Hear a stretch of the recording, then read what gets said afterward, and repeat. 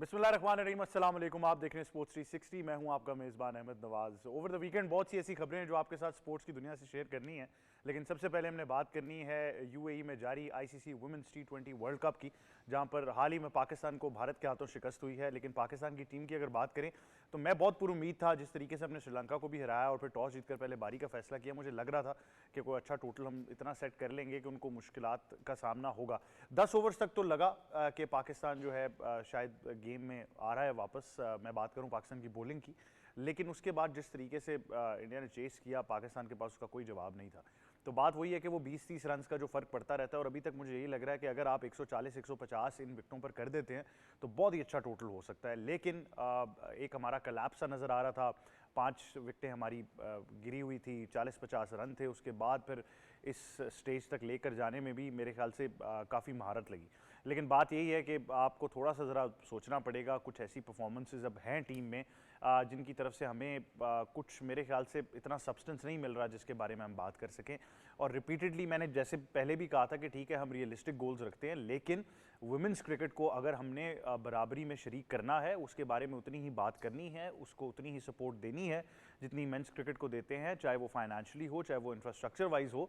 तो मेरा ज़ाती ख्याल है कि फिर अकाउंटेबिलिटी भी उसी लेवल की करनी पड़ेगी। तो जो प्लेयर्स परफॉर्म नहीं कर रहे उनको आइडेंटिफाई करना बहुत ज़रूरी है, और बहुत अरसे से ये तसलसल चलता आ रहा है। और क्यों नहीं परफॉर्म कर रहे, ये भी एक सवालिया निशान है। मोड ऑफ डिसमिसल अगर आप देख लें, कुछ लोगों को शायद वो कॉन्फिडेंस ही नहीं मिल पा रहा कि वो वर्ल्ड कप के अंदर परफॉर्म कर सकें। तो इन तमाम चीज़ों पर हमने गुफ्तगू करनी है, और फिर लेटेस्ट जो अपडेट्स हैं, जो मैचेस हो रहे हैं, उनके बारे में भी आपको ज़रूर आगाह करेंगे। चाहे वो वेस्ट इंडीज़ हो, बड़ी शानदार उन्होंने क्रिकेट अभी तक खेली है, ऑस्ट्रेलिया तो वैसे ही डोमिनेट कर रहे हैं, इंग्लैंड ने भी डोमिनेट किया। तो इन तमाम चीज़ों पर हम गुफ्तगू करेंगे। उसके बाद पाकिस्तान का मुकाबला इंग्लैंड से है। पहला टेस्ट मैच आज मुल्तान में शुरू हो चुका है, और अगर इंग्लैंड की आप बात करें तो 2 खिलाड़ियों को गस एटकिंसन ने आउट किया और जैक लीच ने 1 खिलाड़ी को आउट किया। तो इस पर हम ज़रूर गुफ्तगू करेंगे, पाकिस्तान के कॉम्बिनेशंस भी देखेंगे और आपको लम्हा बाय लम्हा आगाह करते रहेंगे। अगर आप मैच देखना चाहते हैं बराह रास्त तो जारी रहेगी। इसके बाद हम बात करेंगे चेयरमैन पाकिस्तान क्रिकेट बोर्ड जनाब मोहसिन नकवी की, जिन्होंने कज़ाफ़ी स्टेडियम लाहौर का दौरा किया, और बार बार हम वो चैंपियंस ट्रॉफी के अरेंजमेंट्स, उन तमाम चीज़ों की बात कर रहे हैं, और तमाम फैसिलिटीज़ का भी उन्होंने जायज़ा लिया। ये तकरीबन जो विज़िट्स हैं ये बड़े फ्रीक्वेंट हैं, तो तमाम तर जो चीज़ें हैं उन पर नज़र रखी हुई है। बार बार यही यकीन दहानी कराई गई है कि वक्त से पहले जो है वो तमाम तर इंतज़ाम जो हैं वो मुकम्मल हो जाएंगे। जो डेलीगेशन आईसीसी का आया था वो भी विज़िट करके अपनी रिपोर्ट मुकम्मल करके चला गया। तो इन तमाम चीज़ों पर हम गुफ्तगू करेंगे, और फिर चैम्पियंस ट्रॉफी मेरे ख्याल से कुछ वाज़े ऐसे साइन हैं कि भारत की टीम आएगी, तो इस पर भी हम थोड़ी सी गुफ्तगू ज़रूर करेंगे। और उसके बाद आपसे बात करनी है बॉक्सिंग की, जहाँ पे WFP बॉक्सिंग रैंकिंग में पाकिस्तान के बॉक्सर जो हैं वो नंबर 1 आ चुके हैं। मोहम्मद वसीम, बड़ी ज़बरदस्त कमबैक उनकी फ़ाइट थी, बहुत अरसे बाद उनकी फ़ाइट हुई। मेरी उनसे इस फाइट पर जाने से पहले मुलाकात भी हुई, ज़ाती तौर पर मेरी बात भी हुई थी, तो वो बड़े पुरुमीद थे। हमारे ही एक प्लेटफॉर्म पर भी वो आए थे, और उन्होंने कहा कि उन्होंने वापस ट्रेनिंग शुरू की हुई है। काफ़ी ज़्यादा गैप ज़रूर रहा है, लेकिन क्या शानदार लड़े हैं। फाल्कन वसीम इनको कहा जाता है, और बड़ी ही ज़बरदस्त फ़ाइट थी। वापस उसी रिदम में नज़र आए, और मेरे ख्याल से अच्छा है कि हमें वापस बॉक्सिंग के जोन में नज़र आ रहे हैं, तो इनको बहुत बहुत मुबारकबाद हो। उसके बाद आपको बताएंगे कि सैफ चैम्पियनशिप के लिए पाकिस्तान के स्क्वाड का ऐलान कर दिया गया है। जिस स्क्वाड ने पाकिस्तान की नुमाइंदगी करनी है, ये दस्ता जो है सैफ चैम्पियनशिप में पाकिस्तान की नुमाइंदगी करेगा।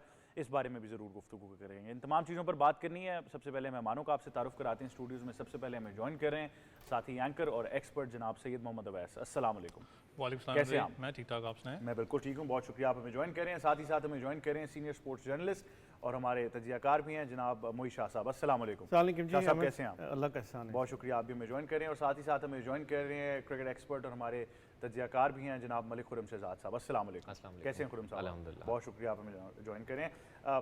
मोई शाह साहब, आपसे गुफ्तगू का आगाज़ करते हैं। वर्ल्ड कप में मिक्स परफॉर्मेंसेज हैं। श्रीलंका के खिलाफ तो बहुत ही शानदार कारकर्दगी थी। कल भी मैच देखते हुए मुझे थोड़ा सा लगा कि शायद हम उनको चोक कर पाएंगे, लेकिन कुछ वो वही विजिबल मिस्टेक्स जो हैं बार बार नज़र आ रही हैं। और फिर जैसा मैंने कहा कि कुछ अब ऐसी प्लेयर्स हैं जो परफॉर्म नहीं कर रही, तो उनके बारे में भी बात करनी है। देखिए, पाकिस्तान ने बड़ा अच्छा आगाज़ किया, जिस तरह पाकिस्तान ने श्रीलंका को हराया। हालांकि लो स्कोर था, पाकिस्तान ने डिफेंड किया, और कल जिस तरह फिर टॉस जीता, जिस तरह आपने बात की है, मुझे फील हो रहा था कि पाकिस्तान अगर 130 अराउंड ये स्कोर करने में कामयाब हो गया तो इंडिया के लिए इतना आसान नहीं होगा 130 चेस करना, 135 चेस करना।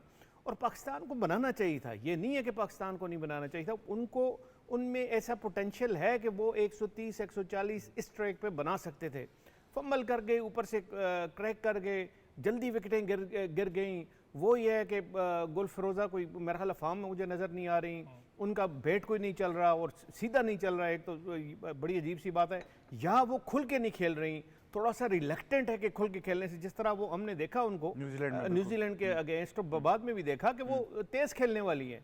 तो मेरा ख्याल है उन पर किसी किस्म की कतर नहीं लगानी चाहिए, रोकना नहीं चाहिए उनको, फ्लुएंसी में जिस तरह खेलती है उस तरह खेलने देना चाहिए।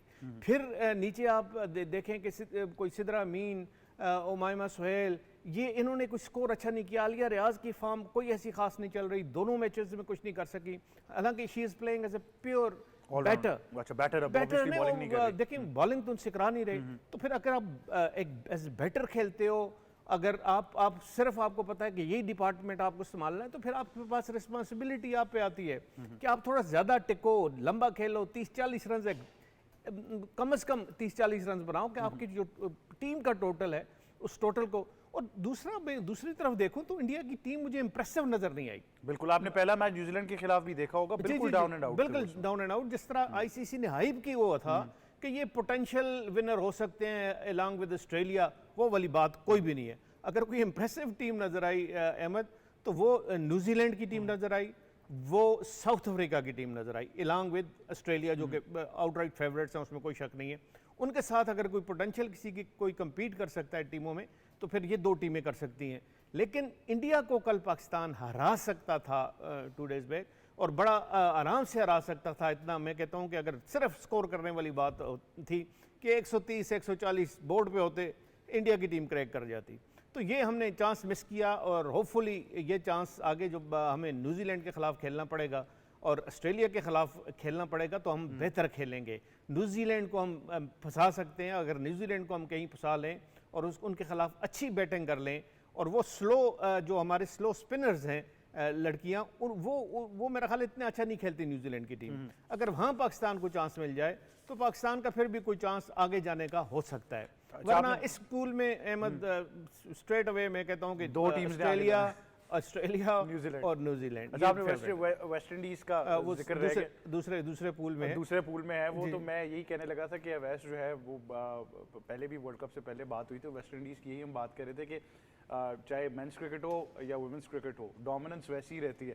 लेकिन जिस तरह शाहजी ने भी बात की, मेरे ख्याल से कल सबसे बेहतरीन मौका था। और आपको मज़े की बात बताऊं, वैसे तो वुमेंस क्रिकेट को फॉलो करते हैं, देखते हैं, लेकिन कल मैं बड़ी एक्साइटमेंट से मैच देख रहा था। मुझे बड़ी उम्मीद थी कि कल हम इंडिया को हरा लेंगे, क्योंकि मैंने उससे पहले न्यूजीलैंड वाला मैच देखा जिसमें इंडिया मुझे आउट लगी। हम श्रीलंका से बहुत अच्छा जीते हुए थे, तो मुझे लगा कि कल तो हम जीत रहे हैं भाई, टॉस भी जीत गए, तो ऐसे ही लगा। लेकिन वैसे ऐसा नहीं हुआ, और जिस तरह शाहजी ने कुछ चीज़ों की निशानदेही की है, ये बड़ी इंपॉर्टेंट है।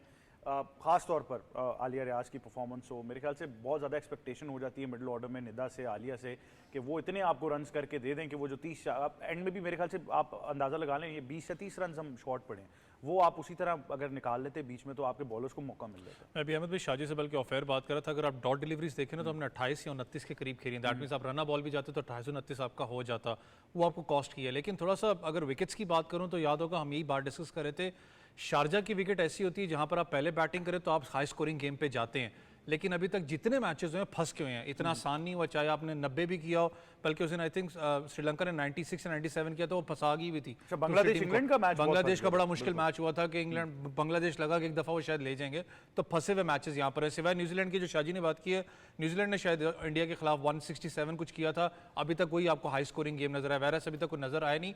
ऑस्ट्रेलिया भी फ्री फ्लो क्रिकेट नहीं खेल रहा, शायद वही है कि टाइम लगेगा इस विकेट के ऊपर सेट होते हुए। पाकिस्तान की कल बात करें, मुझे एक अच्छी चीज़ लगी थी पाकिस्तान टीम की तरफ से कि हम जो बार बार बात करते हैं ना कि पाकिस्तान टीम ऑब्वियसली उस लेवल पे नहीं है। इंडिया की बात करें, टेस्ट क्रिकेट भी खेलती है, अपना स्ट्रक्चर, अपनी लीग क्रिकेट उनकी मौजूद है, फिर लड़कियां उनकी जाके डिफरेंट खेलती हैं। आपका बॉलिंग यूनिट कल तगड़ा था। एयर के अंदर अगर फ्लो की बात करें, ब्रेक आपके पास हो रहा था बॉल को, फिर लड़कियों को पता था कि विकेट टू विकेट किस तरीके से अपना इनको लेना है।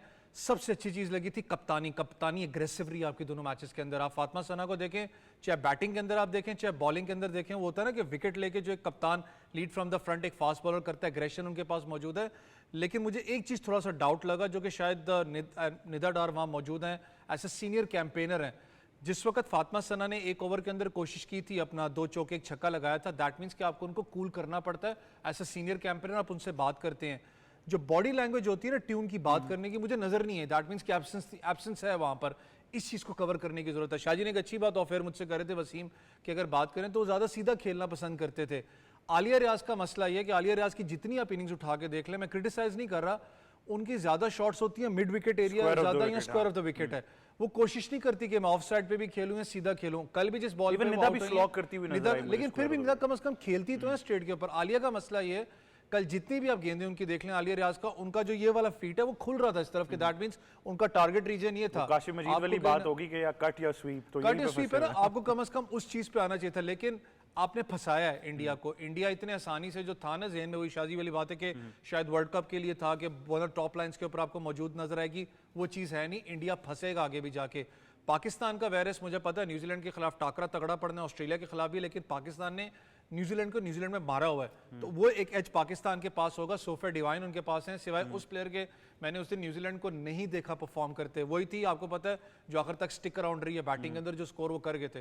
पाकिस्तान के पास एज है, न्यूजीलैंड की बॉलिंग बहुत अच्छी है, लेकिन पाकिस्तान की बॉलिंग तगड़ी है। सिर्फ आपको बैटिंग में से खुदा का वास्ता है 120 130 नहीं 150 पे निकलोगे तो आप जीतोगे, साफ बात है। ये कभी सदके पे आते हैं, अब वास्तव पे आ गए हैं ये। खैर क्रिकेट पता नहीं किस तरफ जा रही है।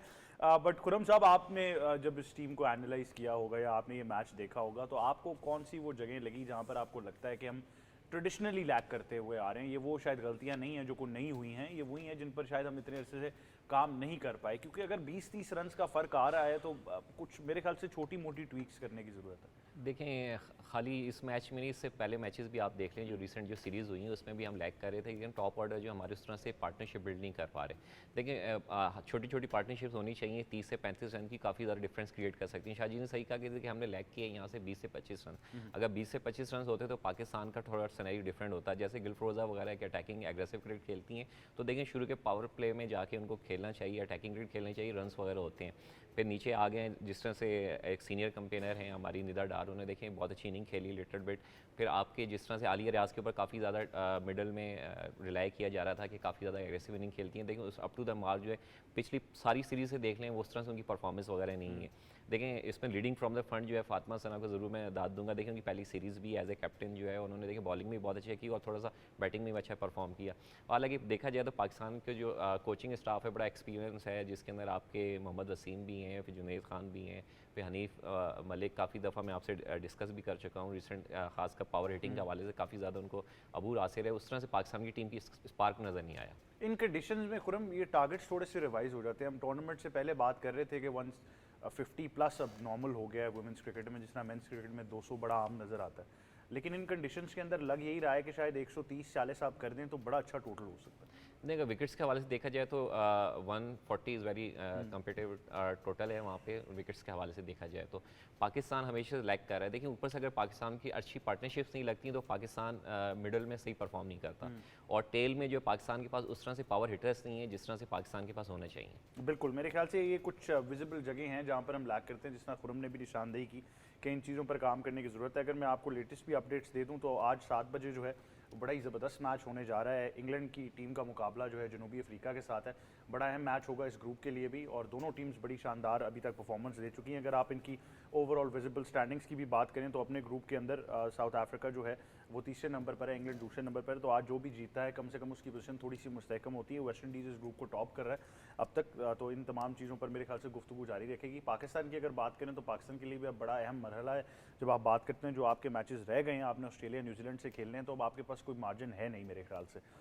ऑल दो बड़े टफ मैचेस हैं। इवन जिस तरह मैं बार बार कह रहा हूँ कि मुझे लगता है न्यूजीलैंड की बॉलिंग बहुत स्ट्रॉन्ग है। एक उनकी यंग लेग स्पिनर मैंने देखी, क्या शानदार उन्होंने बॉलिंग की, जिस तरीके से वो गुगली कर रही थी। फिर फास्ट बॉलिंग डिपार्टमेंट उनका देख लें, फील्डिंग बहुत शानदार है। जिस तरह वैसे ने भी निशानदेही की, बैटिंग में जो है सोफी डिवाइन जो है वो क्लियरली उस पूरी बैटिंग को डोमिनेट करती हैं। तो बड़ी एक शानदार बैलेंस टीम न्यूजीलैंड नज़र आती है। और इसी तरह ऑस्ट्रेलिया तो वैसे भी क्लियर फेवरेट्स है। बट वुमेंस वर्ल्ड कप पे आपसे गुफ्तगू जो है वो पूरे हफ्ते में जारी रहेगी इंशाल्लाह। उम्मीद है कि हम अपनी कुछ गलतियों पर काम करके तो कम बैक करेंगे, क्योंकि ये ग्रुप जो है, ये जो स्टेज है, ये बड़ी डिफ़िकल्ट ज़रूर है। मैं आई वुड एक्सेप्ट कि 2 टीम्स ने आगे जाना है तो बड़ा मुश्किल हो जाता है, लेकिन बात यही है कि जो अच्छी क्रिकेट खेलेगा वही आगे जाएगा। तो इस पर गुफ्तगू हमारी जारी रहेगी। अब रुख करते हैं टेस्ट मैच का। और अब तक पाकिस्तान ने तो बड़ी शानदार क्रिकेट खेली है और ख़ास तौर पर शान मसूद, अब्दुल्ला शफीक दोनों क्योंकि तनकीद का निशाना बने थे, दोनों ने कम बैक किया। 3 खिलाड़ियों का नुकसान पाकिस्तान को हुआ था। अभी तक जो है वो इनिंग्स जारी है और देखना यही है कि कितना उसको बिल्ड कर पाते हैं। जैसे मैं कह रहा हूँ कि मैं तो यही चाहूँगा कि एक ही दफ़ा अच्छा सा बड़ा स्कोर लगाएं और फिर उनको आउट करने की कोशिश करें। बट शाहजी पिच बहुत साजगार लग रही है बैटिंग के लिए, पिंडी से ज़्यादा साजगार लगी है मुझे इस बार। नहीं, ये मरहला कुछ ज़्यादा है, बड़ी सॉफ्ट पिच है और फुल अपॉर्चुनिटीज़ दी हैं क्यूरेटर्स ने कि जो भी टॉस जीता या जो भी खेले पहले वो एक बड़ा स्कोर कर सके। और जिस तरह हमने देखा कोई मूवमेंट नहीं है, बिल्कुल नए बॉल से इतनी मूवमेंट कोई भी नहीं थी। सैम अयूब जो आउट हुए अपनी गलती से आउट हुए, उसका कोई बॉल का कोई इसमें ताल्लुक नहीं था। फिर जो शान मसूद खेले बड़ा आउटस्टैंडिंग खेले और फुली यूटिलाइज़ किया पिच की जो प्लेसिडनेस है उसको फुली यूटिलाइज़ किया शान मसूद ने भी, अब्दुल्ला शफीक ने भी। और इसी तरह मैं कहता हूँ इंग्लैंड की भी अगर बारी आती तो वो भी इसी तरह खेलते ही। बैटिंग तो बिल्कुल नहीं चली, तो बैट्समैन जो हैं ये खासकर टॉप ऑर्डर के बैट्समैन, इनमें थोड़ा सा कॉन्फिडेंस आएगा तो होपफुली फिर आगे सेकंड टेस्ट है, फिर थर्ड टेस्ट है, उसमें जाके बेहतरी नजर आएगी। बिल्कुल शाहजी, सलमान अली आगा की बात कर रहे थे तो मैं कहने लगा था उनके ज़राए के मुताबिक तो वैसे ही बड़ी गर्म खबरों में है लेकिन मौका सबके पास अच्छा है। खुरम, आप ओवरऑल अब तक की परफॉर्मेंस के बारे में क्या कहेंगे? अभी बाबर आजम ने भी शानदार चौका लगाया। पिच तो साजगार है, जिन लोगों के पास फॉर्म नहीं है वो वापस आ जाएं, लेकिन साथ ही साथ मैं ज़ाती तौर पर चाहूँगा कि थोड़ा सा आप साइम अयूब पर भी कमेंट करें। यंग प्लेयर ज़रूर हैं लेकिन हमने ये ज़रूर सोचना है कि एट द कॉस्ट के बेंच के ऊपर हुरैरा भी रहे हैं, कामरान गुलाम भी रहते हैं, तो फिर अब किस तरीके से इसको हैंडल करना है? नहीं, देखें काफ़ी ज़्यादा क्वेश्चन मार्क हो रहा था स्पेशली साइम अयूब की इंडक्शन से ना, क्योंकि आपको पता है रिसेंट अलग पिछली सीरीज़ में अलग इन्होंने 2 50s भी की थी, तो इस सीरीज़ में भी उनकी उस तरह से अभी तक परफॉर्मेंस नहीं है, 4 रन पे आउट हो गए। यहाँ पे देखिए डेफिनेटली चांस देना चाहिए था, आउट ऑफ फॉर्म थे। आपको पता है कि ये जो है अपना साइम अयूब, तो इनकी जगह पे कामरान गुलाम या हुरैरा को, हुरैरा जो है रिसेंट डोमेस्टिक में काफ़ी अच्छा परफॉर्म करके हैं। देखिए इस चीज़ में कोई दो राय नहीं है, इस वक्त तक जो है काफ़ी बैटिंग पैराडाइज बनी हुई है और 2 प्लेयर्स ने जो अपनी फॉर्म को रीगेन कर लिया है। स्पेशली शान मसूद के हवाले से काफ़ी ज़्यादा क्रिटिसिज्म हो रहा था कि एज ए कैप्टन काफ़ी ज़्यादा उनके ऊपर प्रेशर था। फिर अब्दुल्ला शफीक ने जिस तरह से किया है, अब देखिए टेस्टिंग टास्क है आपका बाबर आजम का, क्योंकि पिछले 19 इनिंग में वो कोई बड़ी इनिंग नहीं खेल पाए टेस्ट में, तो उनके लिए बहुत अच्छा मौका है। फिर सऊद शकील हैं, फिर देखें आपके पास जो है इसके बाद जो टेस्टिंग टास्क होगा आपके शहनशाह अफरीदी का बॉलिंग में, फिर और नसीम शाह का कि किस तरह से इस विकेट के ऊपर आके बॉलिंग करते हैं। और शाहजी ने सही कहा कि देखिए चौथे या 5वें दिन में यहाँ पे आप थोड़ा सा स्पिन जो है हो सकता है बॉल जो है इसके अंदर विकेट में, क्योंकि अगर वहाँ की हिस्ट्री भी देखी जाए तो चौथे से 5वें दिन में थोड़ा सा वहाँ पे ब्रेक आना स्टार्ट हो जाता है। अच्छा, इसमें कोई कनात तो नहीं है खुरम, अगर आपके बैटर्स आउट ऑफ फॉर्म है तो इसमें मेरे ख्याल से पूरी दुनिया में ऐसे होता है कि आप अपने बॉलर्स या बैट्समैन के लिए ऐसी विकेट बनाते हैं बैटर्स के लिए कि वो ज़रा फॉर्म रीगेन कर लें। हमारे यहाँ पे ज़रा ऑपोजिट होता रहा, क्योंकि हम कहते रहे कि पिच हमने रीड की है, पिच हमें नहीं रीड कर रही।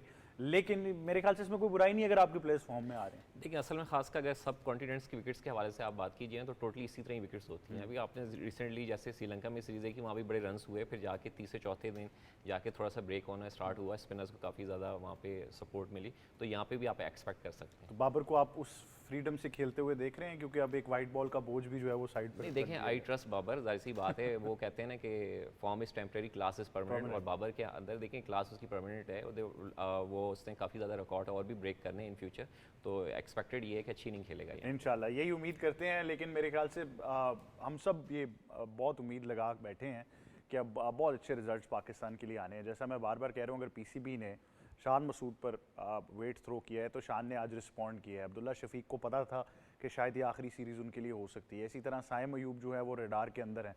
बहुत सारे प्लेयर्स हैं जो डिस्कस हो रहे हैं। इवन बाबर आजम के लिए ये सीरीज़ पर्टिकुलरली बड़ी इंपॉर्टेंट होगी। एक छोटे से वक्फे की तरफ जाते हैं, वापस आएंगे, गुफ्तगू जारी रखेंगे। देखते रहिए स्पोर्ट्स 360।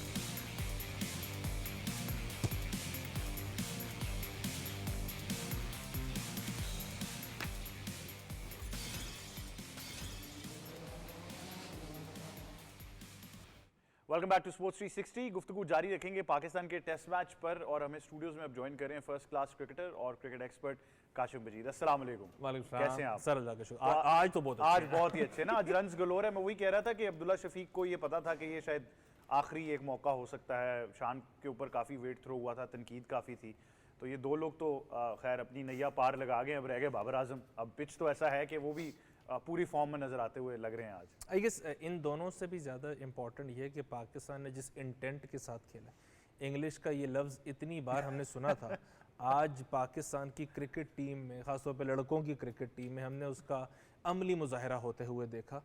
और hats off to Shan Masood, इस प्रेशर में भी आके वो अपने मज़े में खेले हैं।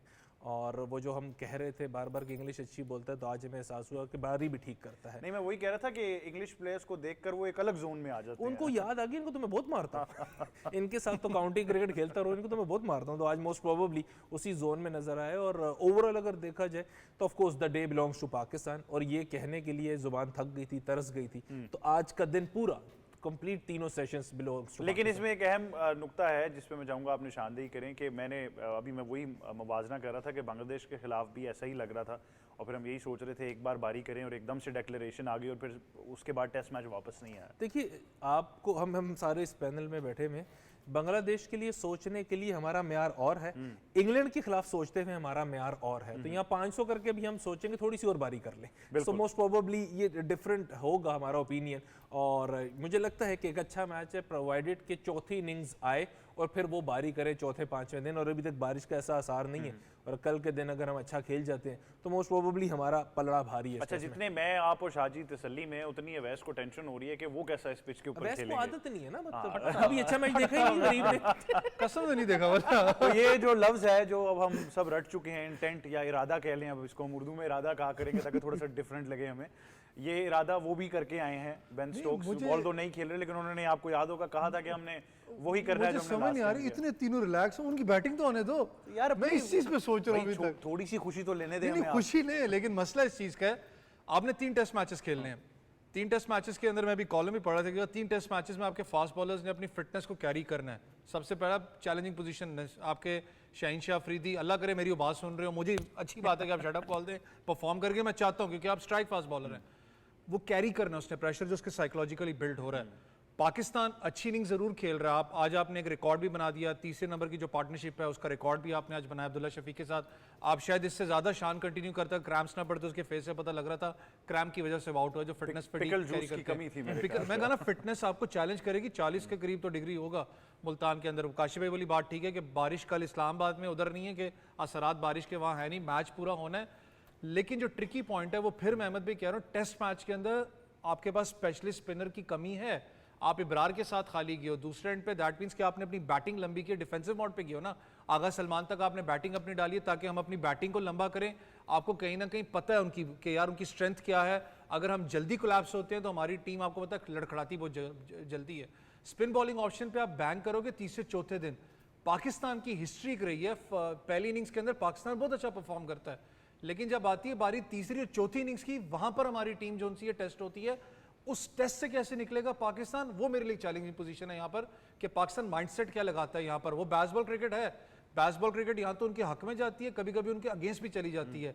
लेकिन जो आपके पेसर्स हैं जो इस वक्त इंजरी का शिकार है, जो फिटनेस में नहीं है, आप शाहीन की बात कर लें, नसीम शाह आपको पता है 100% अभी वो नहीं दे रहे, आमिर जमाल फिटनेस के बाद वापस आ रहे इश्यूज के बाद, तो फिटनेस आपका चैलेंज होगा। मैं इसलिए इस हक में था कि शाहीन को आप बाहर बिठाते, आपके पास अच्छा भला मीर हमजा मौजूद था, आप मीर हमजा को इंक्लूड करते, वो भी काउंटी सर्किट खेलता, उसको बेहतर पता है लड़कों का। लेकिन जो विकेट है ये विकेट अच्छा, ना बिठाने की वजह आपको क्या नजर आ रही है? मेरे ख्याल से let's be very honest about it कि क्या कोई डर है, कोई ऐसा मसला है कि जी लग रहा है बाहर बिठा दिया तो पता नहीं क्या हो जाएगा? अहमद भाई, डर नहीं, मुझे लगता है कि चीज़ है कि आपको डर ये है कि वो हमसे बड़ा है, साफ सी बात है। आपको फैन पावर का डर है, आपको मीडिया पावर का डर है, कि प्रेशर का कि यार कहीं ना कहीं वो चीज़ स्पार्क करेगी और करेगी। आप देखें ना, छोटी सी बात है, जिस दिन आपने मीटिंग कॉल की है, मैं उस दिन भी ऑफर, शायद हम सारी बैठ के बात हंस रहे थे कि यार मैंने कहा मुझे नहीं लगता कि कप्तानी की बात ना हो, आप घुमा फिरा के कप्तान पे लेके आते हो बात। मीटिंग इसलिए कॉल की जाती है ना, आप लोग इतने डरे हुए हो कि यार आपकी चैंपियंस ट्रॉफी, चल चैंपियंस ट्रॉफी को छोड़ दें, आपकी ऑस्ट्रेलिया की सीरीज सर पे है, कितने दिन रह गए हैं? 15, 20, 25 दिन रह गए हैं टेस्ट सीरीज के लिए, सॉरी वनडे T20 अभी तक आपको व्हाइट बॉल कप्तान का पता नहीं है। ये तो मैंने ये भी कहा था कि अगर ये सीरीज ना हो कि आप चैंपियंस ट्रॉफी के लिए अभी से कर दें ऐलान, आपको किस चीज का डर है? यही मैं कह रहा हूं ना, इसका मतलब कि आप जो उसकी पावर है फैन जोन की, आपने बनाए हुए फैंस, ऑब्वियसली आपने पाकिस्तान को परफॉर्म करके दिया, आपको अल्लाह ने इज्जत दी है, लेकिन फैन पावर और मीडिया पावर से आप डर रहे हो कि यार कल को ये ना हो कि हम लोग रडार के अंदर आ जाएं। डर किस चीज का है? ना डर हो ना, आप लोग फैसला करो कि ये मेरा कप्तान है, इसके पीछे बैकअप करना। आपने दैट्स इट नहीं करोगे, वो दरवाजा आप जाओ भाई पाकिस्तान है तो आप हो ना। इस चीज़ को दिमाग से निकालना है। मैं फिर आप जाके भी ट्वीट्स देख लें जो आपके एक्स क्रिकेटर ने, पाकिस्तानियों की बात नहीं कर रहा, जो ग्रेड्स गुजरे हैं, वो विकेट को लेके भी डिस्कस कर रहे हैं। अच्छी बात है, मैं खुद चाहता हूं कि जब आप होम कंडीशंस में होते हो आपके तर्ज पे विकेट बनाई जाती है कि ताकि आपके लड़के बैक इन द फ्लो है। लेकिन मसला मैंने कहा ना कि आपके जो एक दिन काशिफ भाई ने एक अच्छी बात की थी, आपका कौन सा ऐसा स्पिनर है जिसने 10 आउट करके आपको दिए हैं, कौन सा ऐसा फास्ट बॉलर है जिसने आपको पंजा लगा के यहाँ पर दिया हो। भाई आप उस चीज़ से बहुत पीछे हो चुके हुए हो, आपको उस साइड पे आना है। ये बड़ा टेस्टिंग पोजीशन है पाकिस्तान के लिए। बिल्कुल। मोहित शाह साहब, मेरा एक ज़ाती तौर पर एक एनालिसिस है, आप ज़रा इस पर बेहतर, आप काशिफ अवैस बेहतर कमेंट कर सकते हैं कि मुझे लगा ये है कि अबरार को हम बहुत जल्दी ले आते हैं गेम के अंदर। मतलब हमने यूँ ही देखा कि हमारे फास्ट बॉलर्स ने 8, 10, 15 ओवर कराए तो हम फ़ौरन से अबरार को ले आएंगे। और बाज़ औक़ात होता ये है कि फिर वो कोटा ओवर्स इतना ज़्यादा हो जाता है, उसको फिर हम कंपेयर विकेट से करना शुरू हो जाते हैं। स्पिनर को यूज़ करना भी एक आर्ट है, जो कप्तान बार बार हम कह रहे हैं कि शान मसूद से सिर्फ फॉर्म दरकार नहीं थी, कप्तानी भी वो दरकार थी जो हमने पिछली सीरीज़ में नहीं देखी। कप्तानी तो देखें, 5 के 5 टेस्ट अगर आपने हार दिए as a outside of your career as a captain, तो इसका मतलब है कहीं ना कहीं गड़बड़ तो है ना। इतना आप अच्छी कप्तानी नहीं कर रहे हो, आप पढ़े लिखे हो, आप गैप समझते भी हो, लेकिन वो उसको इम्प्लीमेंट करना, एग्जीक्यूशन करना, वो शायद आपको नहीं आती। चेंजेस करना आप शायद आपको नहीं आते। कहाँ ऑफेंसिव होना है, कहाँ डिफेंसिव होना है, ये बड़ी चीज़ होती है कप्तान के लिए खासकर। कहाँ थोड़ा रुक जाना है, कहाँ एग्रेसिव हो जाना है, 2-2, 3-3 स्लिप्स खड़ी कर देनी है और पूरा प्रेशर डालना है बैट्समैन के, उसका विकेट अर्न किया जाए। ये चीज़ होती है कप्तानी में जो नज़र नहीं आई, कोई शक नहीं है नज़र नहीं आई। हमने बांग्लादेश को वहाँ से छोड़ा कि वहाँ 6 खिलाड़ी आउट हो गए, 100-125 रन थे, हम मैच ही छोड़ गए। अब इस तरह की चीज़ें जो है ना, ये फिर क्वेश्चन मार्क लाती है कप्तान पे कि आप में एबिलिटी वो नहीं है। अब आपने एक पहले तो आप बात करूं कि आपने पहले कहा कि वाइट बॉल का कैप्टन अभी तक अनाउंस नहीं किया। देखें, मुझे जो फील हो रहा है कि क्यों नहीं अनाउंस किया, उसकी एक सिर्फ रीज़न ये हो सकती है कि शान मसूद का अपना future as a test captain वो थोड़ा दाव पे लगा हुआ था बिफोर दिस टेस्ट। वो शायद ये समझ रहे थे कि दूसरे टेस्ट के पहले टेस्ट के बाद अगर वो कप्तानी या उसकी अपनी ज़ाती फॉर्म न लगी तो हो सकता है चेंज करके टेस्ट के कैप्टन भी mid way through the series आप नया अनाउंस कर दें। वो तो अब होता नज़र नहीं आता क्योंकि शान मसूद ने 150 रन कर दिए है। अगर आप खुद स्कोर कर लेते हो, पिच जैसी भी हो, तो आपने अपना कम से कम वो जो फ्यूचर है, इमीडिएट फ्यूचर है, उसको आपने सिक्योर कर लिया। वो स्क्योर उन्होंने कर लिया। अब मेरे ख्याल इस टेस्ट के बाद वो अनाउंसमेंट आ जानी है। यानी अब फॉर्मेट के डिफरेंट ही कप्तान है। वो हम सोच रहे थे कि एक होगा, वो नहीं। जी, वो अब वाइट बॉल का कप्तान डिफरेंट ही होगा और वो उसको अनाउंस करेंगे। और सरप्राइजिंग हो सकता है, कोई शक नहीं है इसमें, सरप्राइजिंग हो सकता है। उस दिन आपने आगा सलमान की प्रेस कॉन्फ्रेंस पता नहीं सुनी है या नहीं सुनी, उनसे बात पूछी गई कि जी आपका नाम भी कप्तानी के लिए आ रहा है तो आप इस पर कमेंट करेंगे। उसने कहा उस वक्त तक कमेंट नहीं करूंगा जब तक डिसीजन आ नहीं जाता। ये बात उन्होंने की है क्योंकि मैं तो स्टोरी करता हूँ। आ गया शादी का जो जर्नलिस्ट वाला माइंड, मैं स्टोरी करता हूँ और मैं स्टोरी फिर सुन के करता हूँ। Investigative journalism. हाँ, मुझे पता है उन्होंने ये बात की है। तो अगर उनका नाम नहीं होता ना तो वो स्ट्रेट अवे कह देते कि मेरा नाम नहीं है, मैं नहीं हूँ, मैं कंटेंशन में नहीं हूँ। बिल्कुल। तो ये सिंपल सी बात होती है, ये इसका तरीका होता है। लेकिन कौन होता है, चलें वो तो बात की बात है। दूसरे अबरार की आपने बात की, देखें जो इंटरनेशनल क्रिकेटर हैं, जो ब्रेन्स हैं कोचिंग की, वो वर्क करती हैं। आप एक मेंडेस आए थे, आपको याद है, श्रीलंका के, शुरू में तो उनको खेला ही नहीं जा सकता था, कोई नहीं खेल सकता था, ऐसे गायब हुए, अभी तक बॉलिंग करा रहे होंगे लेकिन अब विकेट नहीं ले सक रहे। वो फिर बिल्कुल ही सीन से गायब हो गए, बिल्कुल पकड़े गए। वो पकड़ा जाता है, जो बॉलर होता है वो पकड़ा जाता है कि इसकी गुगली किस तरह ये करता है। अगर वो एक ही आप सिस्टम से कर रहे हो गुगली, एक ही सिस्टम से आप फ्लिपर कर रहे हो या लेग स्पिन कर रहे हो, तो फिर मार नहीं खाती, एक आध दफ़ा टीम मार खा जाती है। अब पूरा वर्क देखें, 11 विकेटें ली थी इब्रार ने प्रीवियसली जब मुल्तान में टेस्ट हुआ था अगेंस्ट इंग्लैंड। अब वो आपका ख्याल है इस दफ़ा 11 विकेटें लेंगे? नामुमकिन। इस दफ़ा विकेट्स भी ले लें कोई 3-4 तो मैं वो भी क्रेडिट उनको दूंगा। वो पूरा वर्क करके आए होंगे, होम वर्क करके आए होंगे, सारी टीम्स करती हैं, वो चीज़ फिर रह जाती है। और दूसरा कप्तान को किस तरह यूटिलाइज करना है स्पिनर, ये बड़ी पाई की बात होती है, देखने वाली बात होती है। कहाँ टर्न मिल रही है, किस एंड से मिल रही है, किस एंड से बॉल स्पिनर का थोड़ा बहुत उठ रहा है या कुछ कर रहा है, वो सारी चीज़ें देखने वाली, एनालाइज करने वाली। मैं तो शाजी पाकिस्तान की तरफ से सिली देखने के लिए तरस गया हूँ कि शायद कभी कोई हम वापस उस तरफ जाएं कि कोई ऐसी फील्ड। होपफुली देखिए, हम तो ये जिस तरह काशिफ ने भी कहा कि हम चौथे पांचवें दिन का हम सोच रहे हैं कि शायद चौथे पांचवें दिन इस पे स्पिन आ जाए। अब होपफुली हम ये सोच रहे हैं कि स्पिन आ जाए, आती या नहीं आती स्पिनर को थोड़ा बहुत बाउंस मिलता है, स्पिन मिलती है, वो देखने वाली बात है, वो डिसाइसिव रोल प्ले करेगा। लेकिन एट द मोमेंट अभी जो नज़र आ रहा है, मुझे नहीं लगता आज कल परसों 3 दिन पहले इसमें कोई ख़ास चेंजेस आए इस विकेट में, और वो सीधा खेलेगी। अगर कल शाम को भी उनकी बारी आती है तो उन्होंने भी 1.25 दिन 1.5 दिन लगा के अच्छा खासा स्कोर करता के कसम से नजर लगती है। पिंडी विकेट पे भी हमने यही कहा था, कुछ नहीं होगा, आपके सामने जो हुआ था। अवैस का कोई है मेरे ख्याल से थोड़े लो मैं टेंशन में हूं। लो असल चल में रहे ना हैं। मैं अवैस का कर देता हूं। नहीं नहीं, क्वेश्चन पूछो। ये काशिफ ही हैं जो कर सकते हैं इसमें तबसरा। मैं सिर्फ अवैस को बताना चाहता हूँ यार, क्रिकेट में ना पेनल्टीज नहीं होती। एक दो आप तसल्ली रखे, ठीक है? आजकल एक तो तसल्ली दे दे रहे। सात का हिंसा है ना। हाँ, और इसमें 5 दिन होते हैं, दिन भी 7 नहीं होते। तो चलिए एक नहीं, आजकल है। अच्छा मैं आप इससे पहले कि सवाल करें, 2 चीजें मैं कर दूं। एक बात, कप्तानी स्पिन पे करना एक आर्ट है। यूएई की कंडीशंस की बात करें, इससे ज्यादा डेड ट्रैक नहीं था, मतलब इससे ज्यादा ही होगा, इससे कम डेड ट्रैक नहीं था। मिसबा ने टीमें बोर करके आउट की है। अच्छा, अब बोर करना क्या होता है, मुझे थोड़ी सी दाद दे लेने दें पाकिस्तान के थिंक टैंक को। क्यों? अहमद नवाज, आप भी क्रिकेट खेले में हैं, ये हम सारा पैनल कहीं ना कहीं मैदान में उतरा है। मैं एक बैट्समैन हूँ, 70 मीटर से ऊपर की बाउंड्री देखूंगा, मैं चार्ज नहीं करूंगा, खासतौर पे टेस्ट क्रिकेट में। आज जब मैंने बाउंड्री की लेंथ विड्थ देखी तो मुझे एहसास हुआ कि प्लान ये किया गया है कि भाई मैक्सिमम बेसबॉल खेलने के लिए हमें छक्के मारेंगे ना, तो बाउंड्रियां बड़ी करते हैं, बाउंड्री इनको देते हैं बड़ी।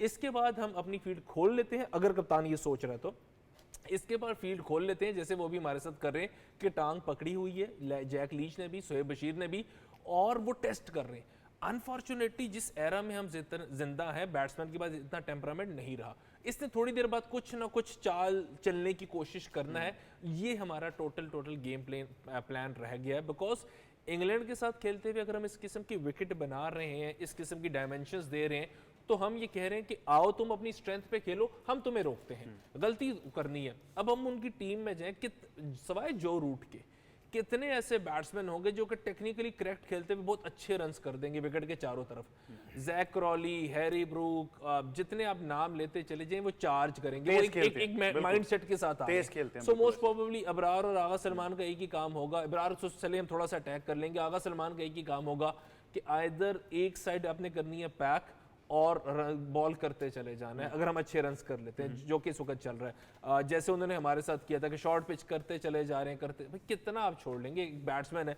उसके पास पोल शॉट है, वो खेलेगा। दूसरी बात, शान मसूद मुझे आज क्यों पसंद आए हैं, वो तो इरादा तो आप इंटेंट की आपने उर्दू कर दी। दूसरी बात, जब रन्स कर लेता है ना प्लेयर, बड़ी तसल्ली से बैठता है डग आउट में, और फिर जहनी तौर पे आजाद होता है कि अब मैंने सोचना है कि मैच में क्या होगा।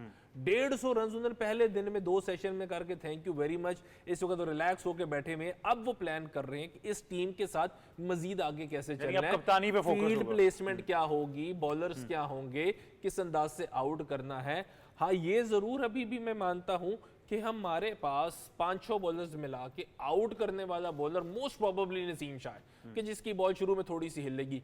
आमिर जवाल लंबे स्पेल करेगा, मार के गेंद करेगा, कुछ हो गया तो वेल एंड गुड, पुल पे कोई फंस गया, कोई बैकफुट पे पंच मारने गया, फंस गया, ठीक है। आउट करने वाले यही ऑप्शन है। सलमान ने, अबरार ने सिर्फ तंग करना है, वो तंग हो गए तो विकेट्स हैं, नहीं हुए तो मुकाबला चलेगा। यानी मुकाबला एटलीस्ट 5 दिन तो आपको भी जाते हुए नजर एग्री, बिल्कुल। देखिए, मैं पाकिस्तान की टीम के साथ बड़ा होपफुल हूँ और हमेशा से हूँ, बिकॉज स्टार्ट अच्छा है। और देखिए, बांग्लादेश, हम ये सारा पैनल, हम सिर्फ टीम पे नहीं कह सकते, हम ये सारा पैनल बैठा हुआ था सवाए रिजवान की डबल सेंचुरी की, हमें कोई इतराज नहीं था डिक्लेरेशन में। हम ये कहते थे आउट कर लेंगे, वो नहीं हुए तो हम लोगों ने इतराज किया टीम पे, वरना राजी हम भी वो थे। भी शुरू के हो गए, बाद में नहीं हुए तो समझ नहीं आई क्यों नहीं हुए। तो ये एक सवाल जरूर रहता है, लेकिन अभी तक मुस्तहकम नजर आ रहे हैं। इस पर मैं गुफ्तगू जारी रखूंगा, लेकिन क्योंकि चेयरमैन पाकिस्तान क्रिकेट बोर्ड ने कज़ाफ़ी स्टेडियम का दौरा किया, तो मोहित शाह साहब, क्या खबरें हैं? इंतज़ामात की बात कर लें, चैंपियंस ट्रॉफी को भी लेकर हम बार बार ये बात कर रहे हैं, तो क्या खबरें आ रही हैं वहाँ से?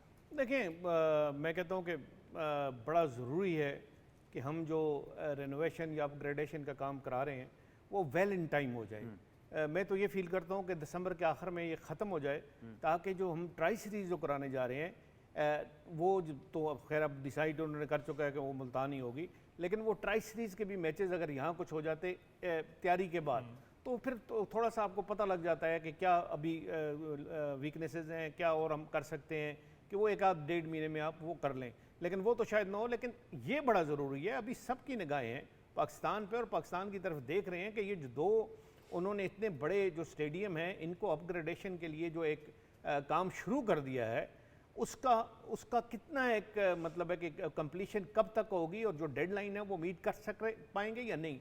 मैं यही क्वेश्चन मैंने क्रिकेट बोर्ड के एक टॉप के ऑफिशियल से किया कि जी आप किस तरह ये मीट कर लेंगे, ये तो बहुत बड़ा काम है और ये का काम किस तरह आपका क्या रोड मैप है, क्या आपने देखा हुआ है। तो उन्होंने मुझे कहा कि हमने ये सारे जो ख़ासकर पिंडी में तो इतना ज़्यादा वो चेंजेस नहीं है, जो लाहौर और कराची की है, हम इसको वीकली एक डेडलाइन रखी हुई है, हर काम का एक वीक की डेडलाइन रखी हुई है, 2 वीक्स की डेडलाइन रखी हुई है कि इस अगले वीक के अंदर अंदर ये काम हो जाना है, प्रोजेक्ट बाय प्रोजेक्ट। हाँ, ये 2 वीक्स के अंदर समझें ये सीढ़ियाँ बन जानी है या समझें कि प्लेयर्स बन जाने हैं, तो वो प्लेयर्स 2 वीक के अंदर बनने ही बनने हैं। तो अभी तक जो भी हमने डेडलाइन रखी है अपग्रेडेशन की, जो भी कंस्ट्रक्शन का काम करा रहे हैं, वो अभी तक कोई ऐसा काम नहीं है कि जो वो वीक की या 2 वीक्स की उसने डेडलाइन कंप्लीट ना की हो। ये बात सुन के थोड़ा मुझे हौसला हुआ, यानी अहेड जा रहे हैं हाँ जी, basically। वो हौसला हुआ कि कम से कम चले एक जहन में इन्होंने बिल्कुल सेट एक मैप रखा हुआ है, सेट एक कंस्ट्रक्शन का सिस्टम रखा हुआ है कि ये अब अक्टूबर के एंड तक क्या बन जाएगा, वो इनको पता है कि अक्टूबर के एंड तक क्या बन जाएगा। वो अगर मीट कर लेते हैं तो फिर दिसंबर 31 की डेडलाइन मीट कर लेगा पाकिस्तान। लेकिन शाहजी, ये फिर हम बार बार यही एक सोच रखते हैं कि अगर आप जो भी इसको इंफ्रास्ट्रक्चर को इम्प्रूव कर रहे हैं, वो ऐसा ना हो कि वो आप चैंपियंस ट्रॉफी के बाद फिर सोचें नहीं अब हमने इससे ज़्यादा दोबारा करना है। तो मतलब आप इस तर्ज पे करें कि वो फिर एक इंटरनेशनल स्टैंडर्ड की चीज़ बन देखिए, जाए। कम से कम लाहौर और कराची के लिए तो मैं ये नहीं कह सकता, वो इतने अच्छे अपग्रेड हो जाएंगे कि अब उसके बाद जो सीरीज़ हैं, टेस्ट सीरीज़ हैं, वनडे सीरीज़ हैं, कोई ट्राई सीरीज़ हम दोबारा करना चाहते हैं तो उसके लिए काफ़ी होगा। हाँ, एक ज़रूरत जो स्टेडियम की है, हम पहले भी कहते हैं और कहते रहे हैं कि इस्लामाबाद में एक बहुत अच्छे स्टेडियम की ज़रूरत है। बिल्कुल। वो आपने कंस्ट्रक्शन शुरू करनी है और पीसीबी के चेयरमैन जो इंटीरियर मिनिस्टर भी हैं, उनकी सोच में ये है कि इस्लामाबाद में दुबई स्टेडियम के तर्ज का एग्जैक्टली तकरीबन वैसे ही स्टेडियम हम इस्लामाबाद में नया कंस्ट्रक्ट करेंगे। इसको अपग्रेड आप नहीं कर सकते, इसका जो इंफ्रास्ट्रक्चर है, इसकी जो बेस है वो इतनी स्ट्रांग नहीं है कि ऊपर ये काफ़ी को जाए, और जगह भी आपको पता है बिल्कुल स्टेडियम squeeze हुई हुई है, के बिल्कुल। कोई ऐसी जगह नहीं है। बिल्कुल। तो ये एक नया स्टेडियम बनाने की गुंजाइश है और बनाना चाहिए कि हमने देखें अभी ये चैंपियंस ट्रॉफी नहीं करानी, हमने आगे 4-5 साल बाद 6 साल बाद हमने वर्ल्ड कप के लिए भी वेट करेंगे, बिल्कुल। T20 वर्ल्ड कप क्यों ना कराएं जी, चलें यूए के साथ मिलकर करा लें, किसी और कंट्री के साथ मिलकर करा लें, वनडे जो वर्ल्ड कप है वो करा सकते हैं, इस तरह की इवेंट्स हम करा सकते हैं, क्यों ना कराएं। हमारा देखें बहुत अरसे से पाकिस्तान में हम 96 के बाद हमने कोई बड़ा इवेंट नहीं कराया, अब ये चैंपियंस ट्रॉफी होने जा रही है। और जब पाकिस्तान, ये मैं आपको शायद लोगों को पता नहीं हो, मैंने कवर किया है 87 का वर्ल्ड कप, और उस 87 के वर्ल्ड कप में इंडिया ने इनकार कर दिया था कि हमसे इतना काम नहीं होता, हम नहीं इसका बोझ संभाल सकते, वर्ल्ड कप हम नहीं ऑर्गेनाइज कर सकते। पाकिस्तान था जो फ्रंट फुट पे आया, पाकिस्तान ने कहा नहीं, हम आपकी हेल्प करेंगे और हम आपको करा के दिखाएंगे, ये वर्ल्ड कप हमने कराना है, इंग्लैंड से हमने वर्ल्ड कप निकालना है। तो वो जो उस वक्त का इनिशिएटिव था, 87 का इनिशिएटिव, वो पाकिस्तान ने लिया था और इंडिया को हेल्प की थी। अब इंडिया उसके बाद देखें, अब तो वो इंडिया कोई इवेंट भी करा सकता है, इतना ज़्यादा उसके बाद पैसा आ गया क्रिकेट में इंडिया में कि उनका तो बिल्कुल ही मतलब है कि अब उनके लिए प्रॉब्लम कोई नहीं है। लेकिन असल जो पाकिस्तान ने एक इनिशिएटिव लिया, पाकिस्तान डिज़र्व करता है कि पाकिस्तान मैक्सिमम इवेंट कराए, बड़े इवेंट कराए, मनी जनरेट करे, स्पॉन्सरशिप जनरेट करे अपनी क्रिकेट के लिए, अपनी ग्रास रूट क्रिकेट के लिए, वुमेन क्रिकेट के लिए, और सब इन इवेंट्स के लिए जिनके लिए चाहिए। बिल्कुल ऐसे ही है। मेरे ख्याल से शाहजी ने पहले प्रोजेक्ट में सीढ़ियों की बात की, तो आपको भी वो 70 सीढ़ियाँ याद आ गई होंगी। शाहजी 100 सीढ़ियाँ भी चढ़ेंगे, कप्तान ना बना हुआ। लेकिन बहुत शुक्रिया काशिफ, मोई शाह साहब और वैस आपका कि हमें ज्वाइन कर रहे थे।